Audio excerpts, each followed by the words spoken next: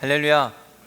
오늘 또 하나님께서 주시는 말씀을 통해 그 은혜와 평강과 역사가 우리 모두에게 일어날 수 있기를 주님의 이름으로 간절히 축원합니다. 여러분 추설 명절 잘 보내셨습니까?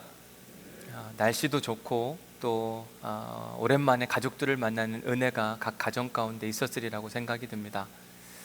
우리가 사는 이 대한민국에는 명절이 되면 고향을 방문하는 아주 아름다운 전통이 있습니다. 그래서 이 명절 때가 되면 사람들은 자기 고향을 방문하면서 서울부터 부산까지 4-5시간이면 평상시에 충분한 거리를 7, 8시간, 어떤 분들은 10시간 이상 걸려서 고향 방문하는 것을 포기하지 않고 있습니다. 아마 오늘 예배 드리시는 분들 중에 어떤 분들은 그렇게 긴 시간을 걸려서 오늘 이 예배 자리에 나오지 않았을까 이런 생각을 해보게 되기도 합니다. 그러나 요즘 들어 명절 분위기가 많이 달라지고 있다, 이런 이야기를 자주 듣게 됩니다. 물론 예전처럼 고향을 방문하는 사람들도 많이 있기는 하지만 이제는 고향 방문하는 대신에 가족끼리 여행을 가는 분들도 많이 늘어나고 있고, 또 어떤 가족들은 부모님이 야, 다 바쁜데 뭘 또 오냐, 지난 여름에 왔다 갔으니까 다음에 또 보자. 그러면 자녀들은 그렇게 이야기하시니까 그럼 다음에 또 만나면 되겠지. 사실 부모님 속마음은 뭐죠? 바쁘지? 그래도 내가 보고 싶어. 꼭 왔으면 좋겠어. 이 이야기인데도 불구하고 자식들은 그 마음을 잘 헤아리지 못하잖아요. 그죠? 남 이야기가 아니라 제 이야기를 하는 거예요. 저희 어머니가 최근에 밤에 넘어지셔가지고 좀 다치셨다 그러더라고요. 그런데 얼마 전에 전화를 드렸더니 야, 바쁜데 뭐 오냐. 그리고 나도 아파서 아무것도 못하니까 이번 명절엔 그냥 쉬어라.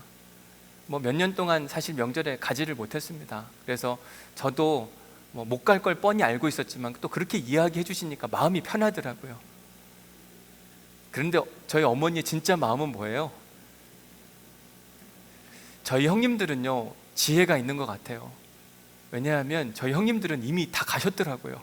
형 어디야? 그랬더니 지금 시골 가고 있어 그러더라고요. 참 좋아하셨어요. 담임 목회를 하고 나서부터 명절에 고향 가는 게 거리가 멀어서이기도 합니다. 부산에서 제 고향인 예산까지는 4시간, 5시간, 길이 막히면 더 오래 걸리기도 하겠죠. 거리가 멀어서이기도 하지만 이 명절 중에 혹여나 특별한 일이 일어나게 되면 또 제가 대처를 하고 해야 할 일들이 있지 않을까. 물론 다른 목사님들도 계시지만 이번에도 명절에 장례가 났어요. 제가 가진 않았지만 우리 목사님들이 도와주기는 하는데 그래도 담임 목사로서의 책임감 때문에 잘 떠나지를 못하는 것이 현실입니다. 그래서 어느 때는 명절 전에 가서 인사를 드리기도 하고 명절이 지나서 인사를 가기도 합니다. 참 죄송한 마음이죠. 시골 정서상 명절에 자녀들이 안 온다는 건 불효 같은 그런 분위기가 분명히 있습니다. 저희 아버지도 제가 전화를 드렸더니 뭐 그렇게 바쁘다고 안 오냐. 그러니까 연세가 있어서 그런 것 같아요. 이제 82이 되시니까 자기 안에 있는 속 감정을 다스리기보다는 그냥 서운한 감정을 다 쏟아내시는 모습을 보면서 참 미안하기도 하고 안타깝기도 하고 그런 여러 가지 마음이 들었습니다. 저야 목회하면서 이런저런 이유 때문에 명절이 되면 고향을 방문하지 못하지만 요즘 들어서 젊은 세대들 가운데 특별히 결혼 안 한 미혼들이 명절에 부모님 찾아뵙는 것을 꺼려한다고 하는 이야기를 종종 듣게 됩니다. 여러 가지 이유가 있겠지만 그 중에 하나가 뭐냐면 결혼의 문제더라고요. 가면 부모님한테 꼭 듣는 이야기 있잖아요. 뭐죠? 결혼 언제 하냐? 만나는 사람은 있냐? 나는 언제 손주를 내 품에 안아보냐? 이 얘기가 듣기가 힘들고 어려운 거예요. 젊은이들이 결혼을 안 하는 이유, 사실 안 하는 게 아니라 여러 가지 이유 때문에 못 하는 분들도 계시고 또 어떤 분들은 정말 내 평생에 함께할 배우자를 만나고 싶지만 아직 찾지 못해서 결혼 예식을 뒤로 미룬 사람도 있습니다. 정말 좋은 사람을 만났으면 좋겠는데 아직 못 만났다. 그러면 그 좋은 사람의 기준이 뭐냐? 얼마 전 제주도 출신의 이 강연 전문가인 김창옥 씨가 마음이 건강한 사람을 만나라, 이런 주제로 강연을 한 적이 있습니다. 그러면서 마음이 건강한 사람들의 특징 몇 가지를 소개하는데 한번 잘 들어보세요. 제가 마음에 동의가 되더라고요. 그래, 이런 사람을 만나면 참 좋겠다. 첫 번째, 마음이 건강한 사람은 계절의 변화를 잘 느낀다고 이야기합니다. 지금 여름이 지나고 가을이 막 바뀌어가는 시즌이에요. 이런 계절의 변화가 있을 때 여러분 요즘 가을 하늘 보세요. 얼마나 높고 푸르러요. 가을 하늘을 보고 참 좋다. 가을이 왜 이렇게 좋냐. 하늘이 정말 파랗네. 바람도 선선해졌잖아요. 바람이 정말 시원해졌다. 시원한 바람 너무 오랜만이다. 나무의 색깔들, 나뭇잎이 막 바뀌어가는 그 모습들을 보고 나뭇잎이 물들어가네. 이처럼 계절의 변화를 보면서 자기의 감정을 입 밖으로 꺼낼 수 있는 사람, 이런 사람들이 건강한 사람들이라고 이야기를 합니다. 최근 한번 여러분 생각해 보십시오. 계절의 변화를 느끼면서 이런 감정들을 이렇게 표현해 본 적이 있는가? 표현해 본 적이 있는 사람들은 그래도 마음이 건강한 사람들이에요. 그런 분들은 막 고개를 끄덕이시고 그리고 얼굴이 밝으세요. 근데 그렇지 않은 분들은 나는 마음이 건강하지 않은 건가? 마음이 건강하지 않은 사람은 계절의 변화가 나타나면 딱 두 가지로 표현을 한대요. 덥다, 춥다. 그 이상이 없대요. 더 마음이 팍팍한 사람들은 더럽게 덥네, 추워 죽겠네, 이런 부정적인 언어들을 막 곁들여서 사용하잖아요. 이런 언어를 사용하는 사람들을 만나면 고생한다고 생각하시면 돼요. 두 번째로 마음이 건강한 사람들의 특징은 뭐냐면요, 콧노래를 자주 부른대요. 그러니까 마음이 건강하면 그냥 노래가 절로 나오는 겁니다. 그러니까 화가 많은 사람들은 노래하지 않고 씩씩거림이 많아요. 아이고 화가 난다, 막 질투하고 화가 나, 불평불만이 많은 거죠. 우리 기독교인들에게 적용해 보자면 콧노래, 이 마음이 건강하고 영적으로 건강한 사람들은 찬양을 잘 흥얼거리는 겁니다. 지난주에 우리가 그런 결단 찬송했잖아요. 나의 사랑하는 채 비록 헤어졌으나 귀하고 귀하다. 이런 찬양이 살아있는 사람, 이런 사람들은 마음이 건강한 사람들이에요. 특별히 어려운 일을 당한 중에도 실망하거나 좌절하지 않고 믿음이 이기네, 믿음이 이기네, 주 예수를 믿음이 온 세상 이기네, 이런 찬양과 함께 나아가는 사람들은요, 여러분 반드시 만나야 돼요. 왜냐하면 어려운 환경 중에도 하나님을 믿는 믿음을 가지고 콧노래를 흥얼거리면서 그 위기를 탈출하는 사람, 정말 영적으로 건강한 사람이거든요. 한 가지만 더 이야기해 보면 마음이 건강한 사람의 세 번째 특징은 누군가와의 대화 중에, 그리고 이렇게 설교를 듣는 중에 고개를 끄덕이는 사람들이 많은 거예요. 여러분, 누군가 이야기할 때 고개를 끄덕인다고 하는 건 그 사람 이야기를 경청하는 거예요. 그 사람 이야기에 공감해 주는 겁니다. 그 사람과 함께 울어줄 수 있고 웃어줄 수 있는 사람이에요. 제가 설교를 쭉 하다 보니까 많은 분들이 저를 지금도 쳐다보고 있잖아요. 그런데 어떤 분들은 뭐 하나 틀려만 봐라, 이렇게 하고 쳐다보시는 분들이 계세요. 이런 분들은 정말 불편합니다. 목사인 저도 가까이 하기가 참 어려워요. 그런데 어떤 분들은 이미 찬양하고 기도하는 중에 마음이 활짝 열리셨어요. 말씀에 대한 사모함이 가득해서 하나님 말씀하여 주옵소서, 내가 듣겠나이다. 이런 분들의 특징이 뭐냐면 말씀을 들으면서 계속 고개를 끄덕이는 거예요. 갑자기 고개를 막 많이 끄덕이시는 것 같아요. 아니면 아멘, 아멘, 내가 그 말에 동의합니다. 그 말씀이 내 삶에 다스려지기를 소망합니다. 믿음의 선포가 막 이루어지는 겁니다. 마음이 건강한 사람들은 예배의 태도부터 달라지게 돼요. 한번 우리 스스로의 마음 상태, 영적인 상태를 점검해 보시기를 바랍니다. 대부분의 많은 사람들은요, 마음이 건강한 사람들과 함께 하기를 원해요. 그렇지 않으세요? 어느 누구도 물론 가끔 있더라고요. 나쁜 여자, 나쁜 남자, 이런 사람들을 좋아하는 사람들도 가끔 있지만 정상은 아닌 것 같아요.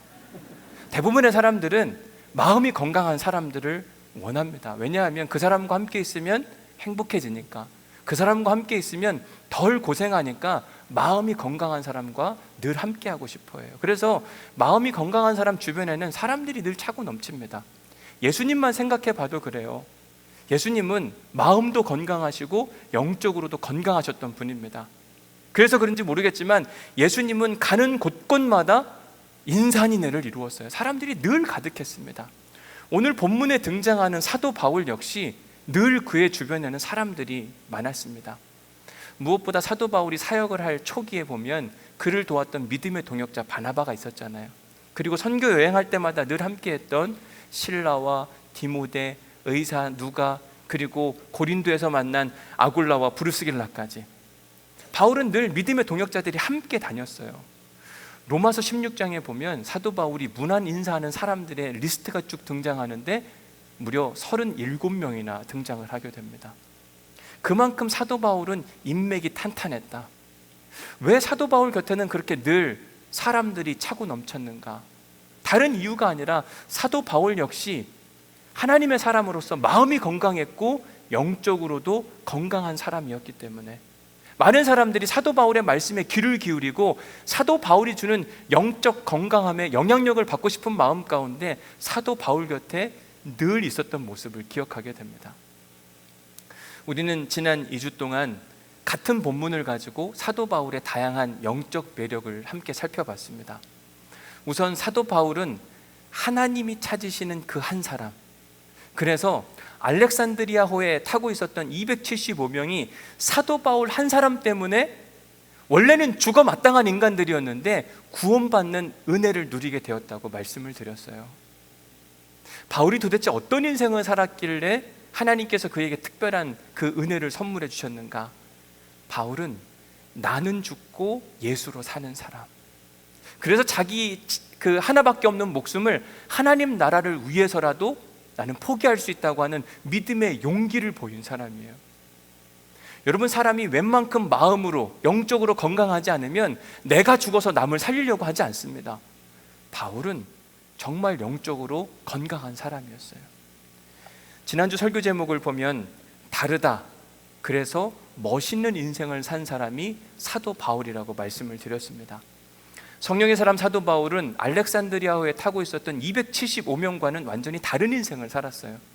모두가 다 유라굴로 광풍을 만나서 구원의 여망마저 없이 갑판 위에 널브러져 있을 때 오직 한 사람, 하나님의 천사로부터 희망의 메시지를 들었던 사도 바울은 사람들에게 구원의 메시지를 선포하면서 누워있는 그들에게, 희망을 포기한 그들에게 그러지 마십시오, 일어서셔야 합니다, 다 흔들어 깨우고 그들에게 새로운 생명의 기운을 불어넣어 주었던 사람입니다. 바울은 다른 인생을 살았는데 그의 모습이 멋있었어요. 사랑하는 성도 여러분, 우리가 살면서 이처럼 사도 바울과 같은 영적 매력을 가진 사람들을 만나게 된다면 반드시 잡으셔야만 합니다. 그 사람이 내 배우자가 되어야 될 것 같다, 그럼 잡으셔야 돼요. 사업적 파트너, 직장의 동료, 아니면 교회에서 만난 집사님, 권사님 중에 사도 바울과 같은 영적 매력을 가진 사람들이 있다고 한다면 여러분 반드시 가까이 하셔야 돼요. 결코 후회하지 않습니다. 그리고 우리가 꿈꿔야 되는 건 뭐냐면 우리가 사도 바울과 같은 영적 매력을 가진 사람들이 될 수 있기를 꿈꾸는 우리 온누리교회 성도들이 될 수 있기를 주님의 이름으로 간절히 축복합니다. 오늘은 제가 여러분들에게 오늘 본문에 등장하는 사도 바울의 또 다른 영적 건강함을 한 가지 소개해 드리려고 합니다. 24절 말씀 먼저 함께 읽어보도록 하겠습니다. 같이 읽습니다. 시작. 바울아, 두려워하지 말라. 내가 가이사 앞에 서야 하겠고 또 하나님께서 너와 함께 항해하는 자를 다 내게 주셨다 하였으니. 여호와의 사자가 아주 한밤중에 모두가 다 이 갑판 위에 널브러져 있을 때 사도 바울에게 찾아가셔서 첫 번째 했던 이야기가 뭐냐면 바울아, 두려워하지 말라. 이 말인즉슨 바울이 두려워했던 겁니까? 안 두려워했던 겁니까? 두려워하니까 그 이야기를 하는 거죠. 바울도 똑같은 사람이었던지라 다른 사람들도 유라굴론 광풍 때문에 힘들고 어려웠지만 바울에게도 그 두려운 마음이 동일하게 찾아왔어요. 여러분, 두려움이란 감정은 기독교인이라고 해서 피해갈 수 있는 그런 감정이 아닌 겁니다. 사도 바울이 사도행전 14장에서 루스드라 사람들에게 이런 이야기를 한 적이 있습니다. 이르되 여러분이여 어찌하여 이러한 일을 하느냐, 우리도 여러분과 같은 성정을 가진 사람이라. 우리도 당신들과 똑같다, 우리한테 그렇게 대우하지 말라. 그 말인즉슨 내가 성령의 사람이고 하나님이 찾으시는 그 한 사람이라 할지라도 유라굴로 광풍 앞에서는 똑같이 나약한 존재로 두려움과 염려와 죽을 고비를 여러 번 넘겼기 때문에 무서워 죽겠습니다 라고 하는 믿음의 고백이 함께 담겨져 있는 겁니다. 그도 그럴 것이요, 사도 바울이 함께 탄 알렉산드리아호가 유라굴로 광풍을 만났는데 하루 이틀의 문제가 아니라 닷새, 열흘, 열 나흘까지 계속해서 크고 작은 광풍들이 알렉산드리아를 괴롭혔던 겁니다. 여러분, 지난 월요일을 한번 생각해 보세요. 초강력 태풍이라고 하는 흰남노가 온다고 해서 우리 모두를 긴장하도록 만들었습니다. 특별히 부산과 경남 일대를 지나간다고 하니까 모두가 다 긴장을 했잖아요. 옛날 2003년도에 있었던 매미가 이 부산을 강타해가지고 만들어놨던 그 초토화가 또다시 한번 일어나지 않을까 하는 두려움과 염려. 그런데 감사하고 다행인 것은 하룻밤 사이에 다 지나갔어요. 너무 은혜입니다. 그런데 여러분, 그 흰남노가 부산을 열흘 동안 계속 왔다 갔다 하면서 강타했다고 생각해 보십시오. 아마 우리 모두가 다 두렵고 떨리고 걱정하는 마음 가운데 어찌할 바를 몰랐을 겁니다. 그건 교회를 다니고 안 다니고의 문제가 아니라 누구나 다 걱정과 염려는 찾아오게 되어 있어요. 저 역시 마찬가지로 지난 월요일 세미나에 갔다 와서 저녁에 교회에서 잠을 청하면서 왜 그랬는가? 혹시나 모를 일, 무슨 문제가 있으면 어떡하나 라고 하는 생각 가운데 교회에서 잠을 잘 수밖에 없었어요. 왜? 제 안에도 두려움과 염려가 있었거든요.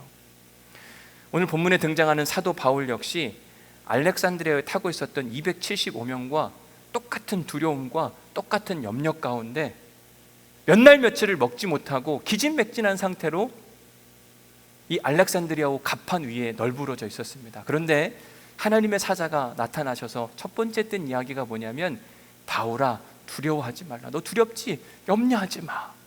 하나님은 바울의 이름까지 정확하게 불러주시면서 말씀하셨어요. 바울아, 두려워하지 마. 그리고 그에게 꼭 필요한 한마디를 해주시는데 이렇게 이야기합니다. 내가 가이사 앞에 서야 하겠고, 그 말인즉슨 너는 여기서 절대 죽지 않으니까 걱정하지 않아도 된다. 너와 함께 탄 275명도 내가 살려줄 테니 걱정하고 염려하지 마라. 그 이야기를 듣자 바울은 너무 기쁘고 감사한 나머지 이렇게 이야기하죠. 그러므로 여러분이요, 안심하라. 하나님이 나한테 말씀하셨기 때문에 걱정하지 않아도 됩니다. 그러면서 나는 내게 하신 말씀 그대로 되리라고 하나님을 믿노라. 마음이 건강하고 영적으로 단단했던 사도 바울의 또 다른 영적 매력이 여기서 등장해요. 그게 뭐냐면, 여러분, 하나님의 사람이었던 사도 바울은 하나님을 믿었어요. 근데 뭐가 다르냐? 우리도 하나님을 믿잖아요. 사도 바울과 우리의 차이, 사도 바울은 전심으로 하나님을 믿었습니다. 그 말인즉슨 사도 바울의 마음이 변덕스럽지 않았다고 이야기하는 겁니다. 어느 때는 믿음이 있는 것 같다가 어느 때는 믿음이 없는 것 같다가 이런 차원의 문제가 아니라 그는 하나님이 말씀하셨을 때 아멘 하고 믿었고 그 말씀이 그대로 이루어질 때까지 믿음을 지켜갔던 사람이에요. 우리가 신앙생활을 하다 보면 생각보다 말씀을 들으면서 고개를 끄덕이고 아멘 하는 분들이 많습니다. 참 귀한 일이죠. 그런데 그 말씀이 이루어질 때까지 온전히 기다리지 못하는 사람들이 참 많습니다. 지난주에 생명의 삶으로 큐티를 하다 보니까 창세기 19장에서 소돔과 고모라 성이 멸망하는 이야기가 등장을 했습니다. 하나님의 사람들이 소돔과 고모라 성의 영적 상태를 점검해 봤는데 그냥 내버려 둘 수가 없어서 엄청난 재앙 수준의 징계를 가져오겠다고 작정을 했습니다. 그때 하나님께서 롯의 가정에 은혜를 베푸셔서 이들만큼은 구원해 주자. 그래서 그들에게 재앙 소식을 알리고 피할 것을 명령하셨어요. 그런데 소돔과 고모라 성에 살고 있던 롯의 가정은 여기가 좋사오니 지금 아무런 일도 일어나지 않는데 무슨 재앙 같은 일이 일어난다고 그러면서 소돔과 고모라 성 떠나기를 주저했습니다. 그러자 창세기 19장 17절에 보니까 그 사람들이 그들을 밖으로 이끌어낸 후에 하나님의 사람들이 롯의 가정을 강제로 밖으로 이끌어냈어요. 왜? 안 떠나려고 하니까 여기 있으면 죽는다니까 떠나야 돼 그런 마음 가운데 강제로 이끌어내고 한 이야기가 뭐냐면 도망가. 그래야 너희들의 생명이 구원을 받을 수가 있어. 이곳은 반드시 멸망할 것이다. 이 이야기를 거듭 이야기해 주게 됩니다. 그때 하나님의 사람들이 무슨 이야기를 하냐면 내가 지시한 저 산으로 가라고 이야기를 해요. 그런데 롯이 이에 대한 반응으로 이렇게 이야기합니다. 자, 창세기 19장 18절 19절 말씀 읽어볼게요. 시작. 롯이 그들에게 이르되 내 주여 그리 마옵소서. 주의 종이 주께 은혜를 입었고 주께서 큰 인자를 내게 베푸사 내 생명을 구원하시오나 내가 도망하여 산에까지 갈 수 없나이다. 두렵건대 재앙을 만나 죽을까 하나이다. 자, 하나님의 사람들이 소돔과 고모라 성에 있던 이 롯의 가정을 강제로 이끌어냈습니다. 그리고 내가 지시하는 저 산으로 가라. 그러면 그 산에서는 안전하리라. 이렇게 이야기를 했어요. 그때 롯이 하는 이야기는 뭐냐면 그리하지 마옵소서. 그 말인즉슨 나를 저기까지 가라고 이야기하지 마옵소서. 왜냐하면 저 산은 너무 멀고 험해가지고 내가 저기까지 갈 수 있을 만한 자신이 없습니다. 그러다가 우리가 죽습니다. 그러면서 이런 이야기를 하는 거죠. 보소서 저 성읍은 도망하기에 가깝고 작기도 하오니 나를 그곳으로 도망하게 하소서. 그러니까 쉽게 표현하면 이런 겁니다. 하나님이 이 해운대에 이 불의 재앙을 내리겠다고 이야기를 하신 거예요. 다 떠나가라.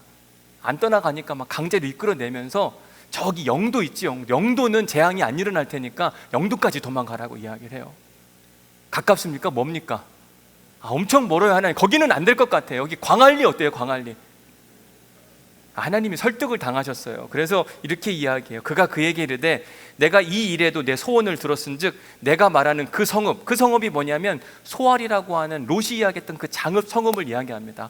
그 성읍을 절대 멸하지 아니하리니 얼른 가라고 이야기를 합니다. 그러자 21장 23절에 보니까 롯이 소알에 들어갈 때 해가 돋더라 이렇게 이야기를 하죠. 그러니까 해가 돋을 때 이제 롯이 딱 들어갔어요. 소알에. 그러고 나니까 여호와의 징계가 임하는 겁니다. 19장 24절 25절 말씀 같이 읽어봅니다. 시작.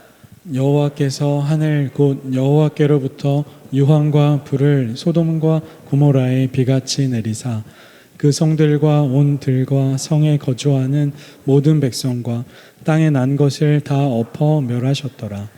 롯은 소돔과 고모라 성에 아주 가까웠던 소알 땅에서 소돔과 고모라 성에 재앙 내리시는 모습, 하늘로부터 유황과 불이 내리는 모습을 아주 가까이서 지켜봤습니다.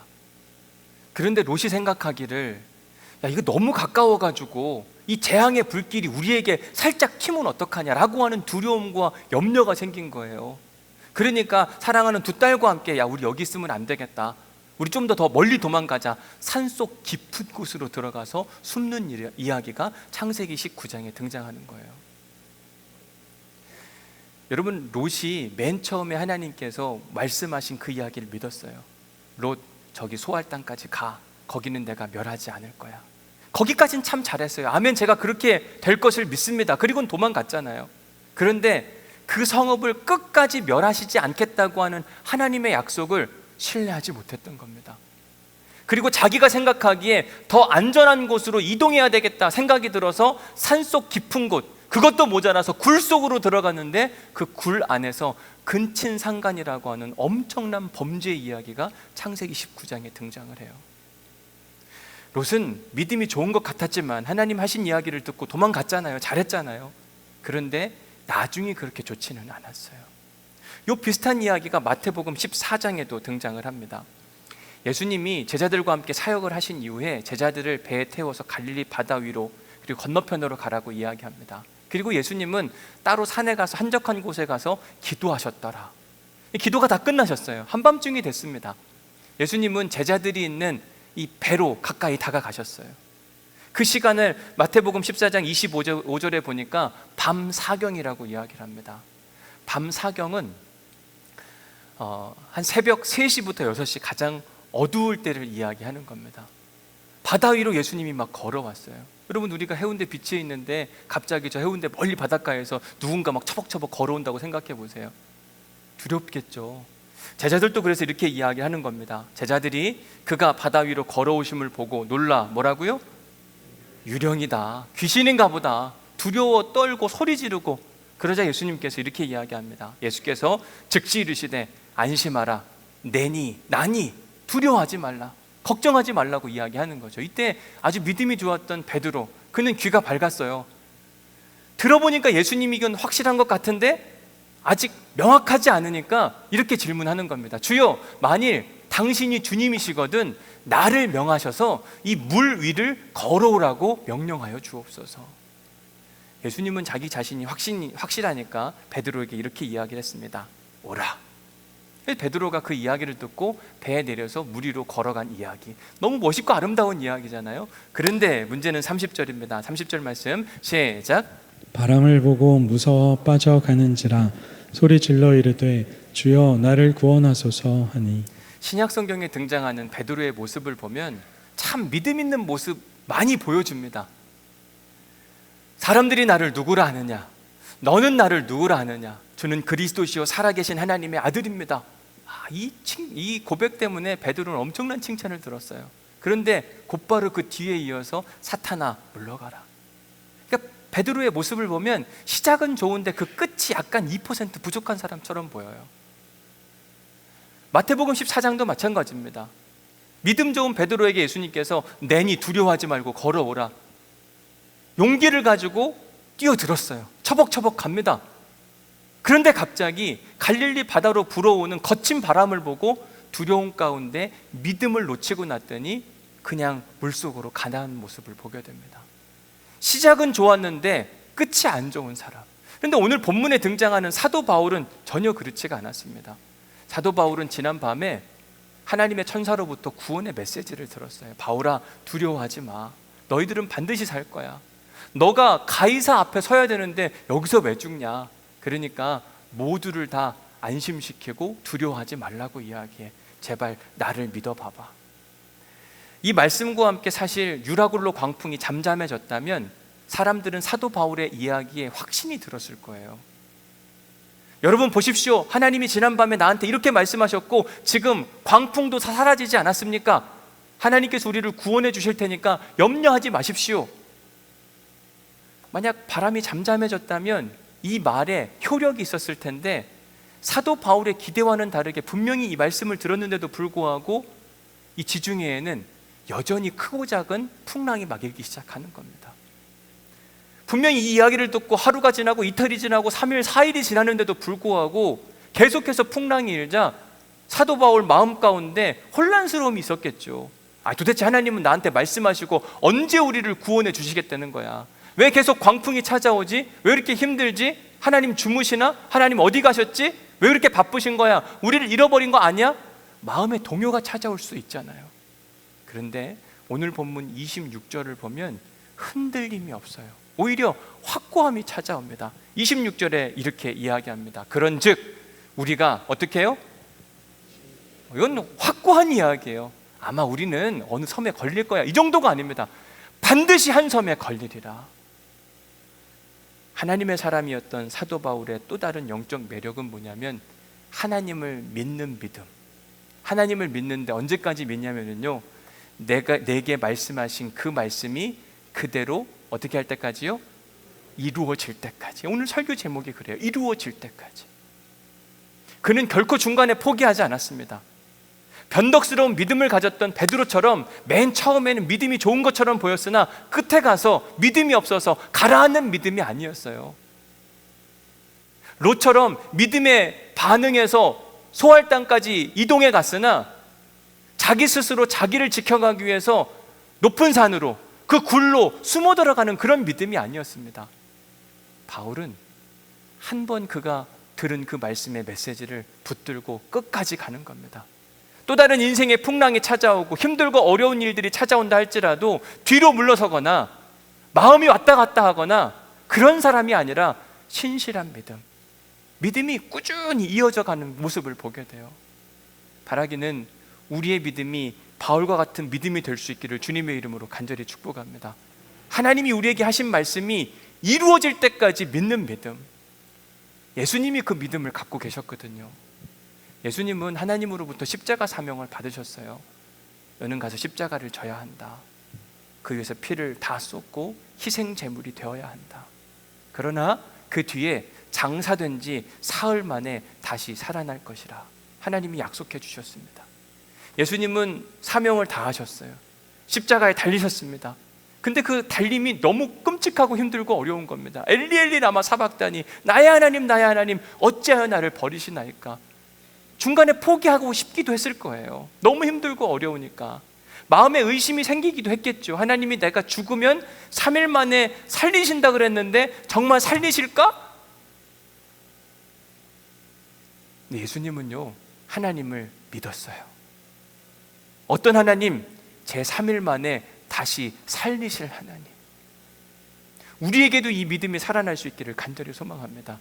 우리도 하나님 믿죠. 안 믿는 게 아니에요. 그런데 변덕스러운 믿음이 아니라 이런 때는 좋았다가 저런 때는 이랬다가 이런 게 아니라 하나님이 내게 주신 말씀을 믿고 끝까지 달려나아가는 그 신실한 믿음이 우리 안에 살아날 수 있기를 주님의 이름으로 간절히 축복합니다.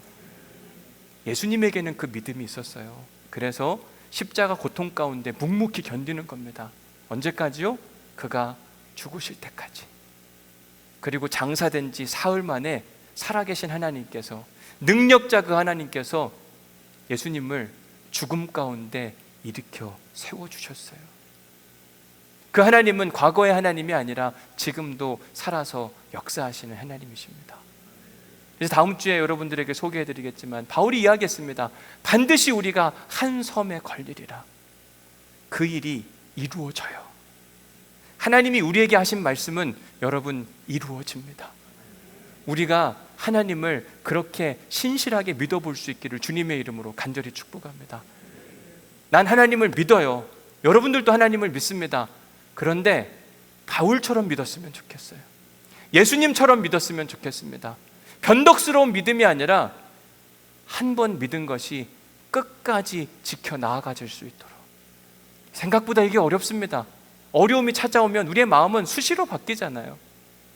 여러분, 명절을 시작하면서 여러분 마음이 어땠습니까? 자녀들 오면 잘해줘야지, 부모님 찾아뵈면 잘해드려야지. 그 마음이 잘 되던가요?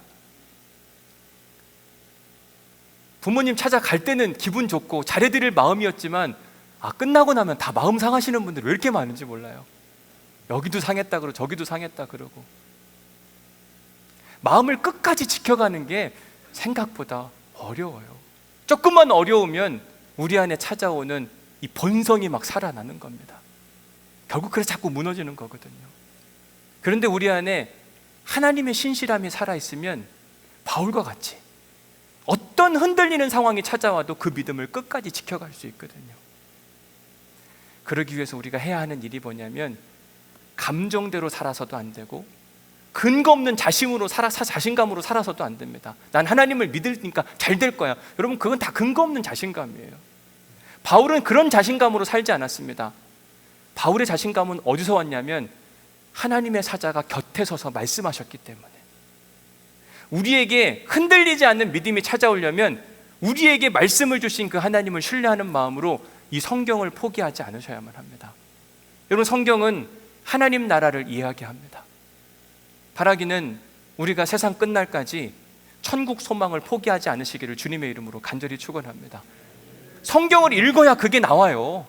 난 하나님 나라 갈 거야.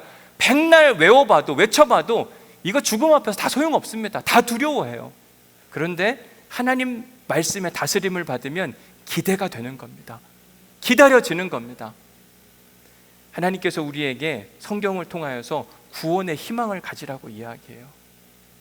어떤 순간에도 그리스도인은 소망을 포기하지 않습니다. 나를 위해 일하실 하나님을 기대하고 사모하거든요.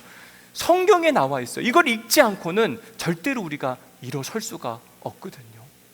성경은 끊임없이 우리에게 좌절과 염려와 걱정으로부터 자유하라고 이야기합니다.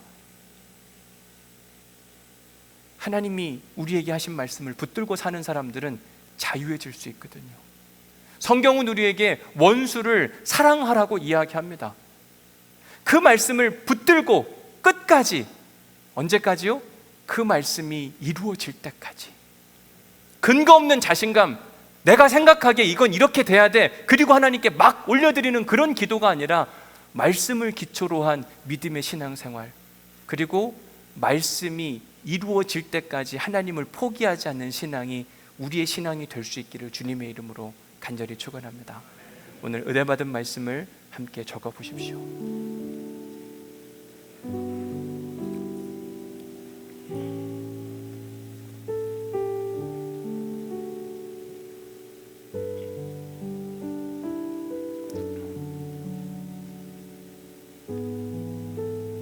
여러분들에게 어떤 말씀이 도전이 되었고 가슴 뜨겁게 만들었는가?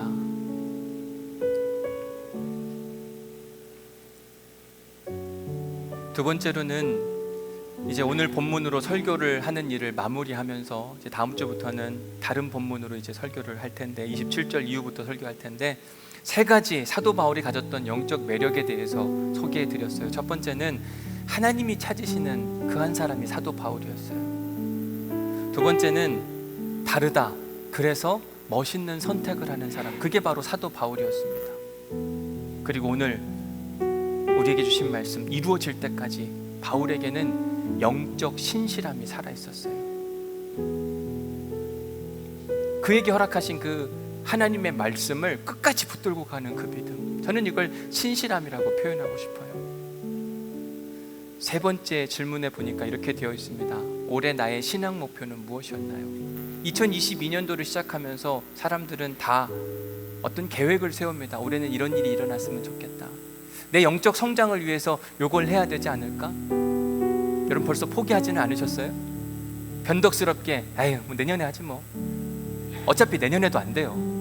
올해 안 되는 일을 자꾸 내년으로 미루지 말고 올해 이루어 가셔야만 합니다. 올해 우리에게 주신 하나님의 말씀, 신앙의 목표가 무엇인지를 한번 점검해보고, 벌써 8월이 지나갔잖아요. 후반기가 남았는데 그걸 끝까지 붙들고 갈 수 있는 그 신앙 목표가 이루어질 때까지 훈련하고 또 훈련하는 우리 온누리교회 성도들이 될 수 있기를 주님의 이름으로 간절히 축복합니다. 그래서 어제보다 오늘이 나아야 되잖아요. 오늘보다는 내년이 나아야 되잖아요. 자꾸 성장해야 되는데 자꾸 우리 안에 그 꾸준함과 신실함이 사라질 때가 참 많아요. 여러분, 우리는 하나님을 닮은 사람들이 되기를 소망합니다. 그렇죠? 하나님이 우리를 하나님의 형상으로 만들었다고 이야기하는데 우리가 그 자꾸 하나님의 형상을 잃어버려요. 하나님의 형상 중에 하나가 뭐냐면 신실함이거든요. 하나님이 우리를 사랑하시는데 얼만큼 사랑하시냐면 자기 아들을 내어주실 만큼 우리를 사랑하시는 분이십니다. 우리가 조금 실수하고 넘어졌다고 해서 이놈들 내가 버려버릴 거야 이러신 분이 아니세요. 자기의 아들을 내어주기까지 사랑하시는 하나님, 그 하나님의 신실하심이 우리 안에 살아있기를 주님의 이름으로 간절히 축복합니다. 이전에도 하나님을 사랑했지만 지금도 하나님을 사랑하는 그 신실함이거든요. 요즘 들어 자꾸 이혼하는 사람들에 대한 이야기를 참 많이 듣게 됩니다. 사랑해서 결혼했으면 끝까지 가야 될 거 아니에요. 신실함이거든요. 책임지려고 하는 그 마음. 제가 결혼하는 커플들에게 자주 하는 이야기 중에 하나가 뭐냐면 결혼의 목적은 행복이 아니라고 이야기를 해줘요. 왜? 내가 행복하려고 결혼하면 이건 무조건 깨집니다. 내가 행복해지려면 누가 희생해야 돼요? 상대방이 희생해야 되잖아요. 우리는 그걸 자꾸 요구합니다. 나한테 맞춰달라고.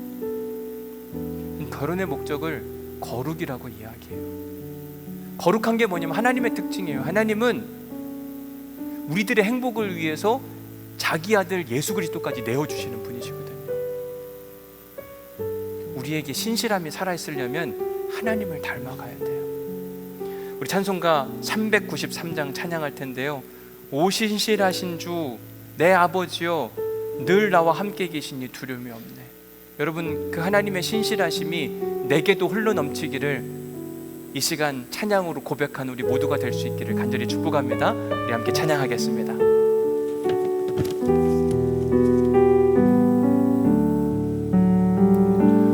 오 신실하신 주 내 아버지여 늘 함께 계시니 두려움 없네.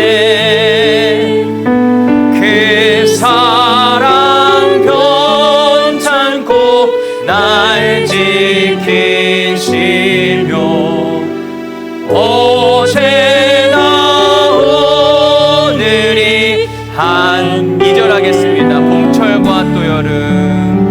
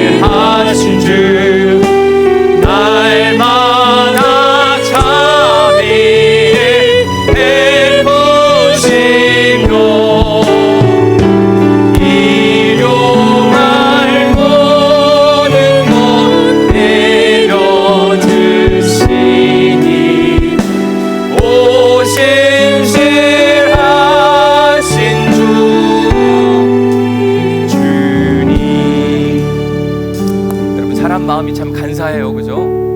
이렇게 갔다 저렇게 갔다. 그런데 하나님의 마음은 늘 신실합니다. 우리가 명절이 되면 자녀들한테 용돈을 주고 싶은 마음 얼마 줄까 하다가 좀 서운하게 하면 마음이 확 바뀌잖아요. 부모님한테 용돈 얼마 드릴까 하다가 10만 원 넣었다 20만 원 넣었다 다시 뺐다가 왔다 갔다 하잖아요. 여러분, 처음 마음이 그 마음이 진짜 좋은 마음이에요. 근데 자꾸 우리 마음이 흔들려요. 신실한 마음. 이제 명절이 끝나가는데요, 명절 시작보다 명절 끝이 더 좋은 우리 온누리교회가 될 수 있기를 간절히 소망합니다. 말씀을 들으면 주일날 말씀 듣고 끝나는 게 아니라 그 말씀이 신실하게 지켜져 가서 수요일에도 주일까지 온전히 그 말씀이 신실하게 지켜져 가는 우리 모두가 될 수 있기를 간절히 축복합니다. 우리 다 함께 자리에서 일어나셔서 1절 다시 한번 찬양하고 기도하도록 하겠습니다. 오 신실하신 주, 주님 내 아버지요, 늘 함께 계시니 감사합니다. 오 신실하신 주, 내 아버지요, 늘 함께 계시니 두려움없네. 그 사랑 변찮고 날 지키시며 어제나 오늘이 한결같네.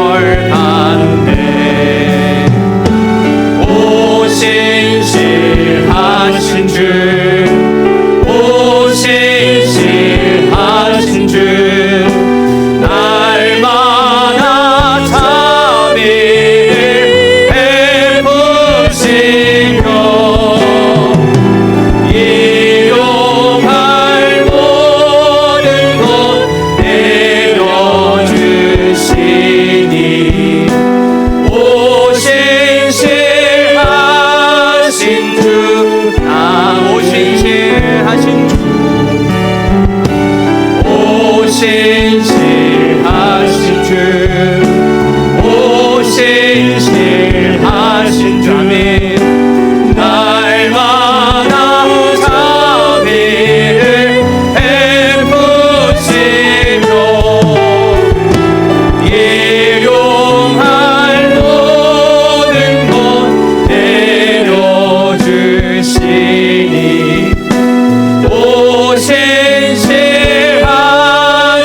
주. 우리 마지막으로 한번 더 찬양합시다. 그 신실함이 우리에게 찾아오길 소망하는 마음. 오 주님, 우리도 신실하게 하여 주옵소서.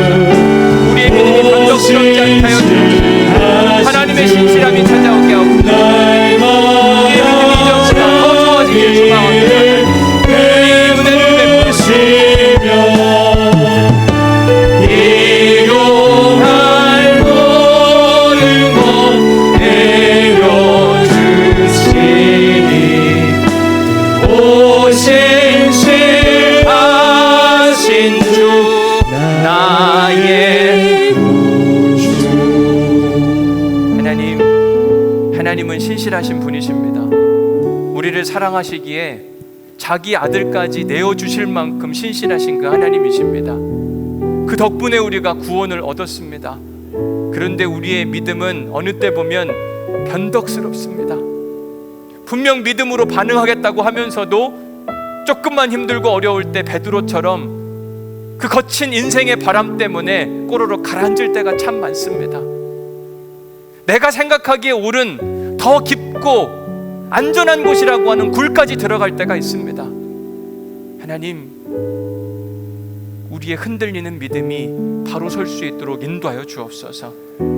나는 내게 말씀하신 그 하나님의 말씀이 이루어질 때까지 하나님을 믿노라. 바울의 믿음이 우리의 믿음이 되게 하여 주옵소서. 오늘 우리가 결단한 그 믿음이 토요일까지 이어지게 하여 주옵시고, 주일을 기대하고 사모하고 성전을 찾아오는 믿음의 성도들이 될 수 있도록 도우시고 축복하여 주옵소서. 이번 한 주간도 영적으로 건강해서 오신실하신 주를 콧노래로 흥얼거리게 하여 주옵시고, 환난 중에도 넘어지지 않게 하시며 믿음이 이김을 선포하며 나아가는 은혜의 성도들 될 수 있도록 도우시고 축복하여 주옵소서. 이제는 우리 주 예수 그리스도의 은혜와 아버지 하나님의 극진하신 사랑과 성령님의 감동, 감화, 역사, 교통, 위로하심이 오늘 말씀을 듣고 우리의 변덕스러운 신앙을 버리고 신실하신 그 예수 그리스도의 신앙과 사도 바울의 신앙을 본받기를 소망하는 오늘의 모든 성도들 가운데 그 하나님의 은혜와 역사와 평강이 영원히 함께 하시기를 주님의 이름으로 간절히 축원하옵나이다. 아멘.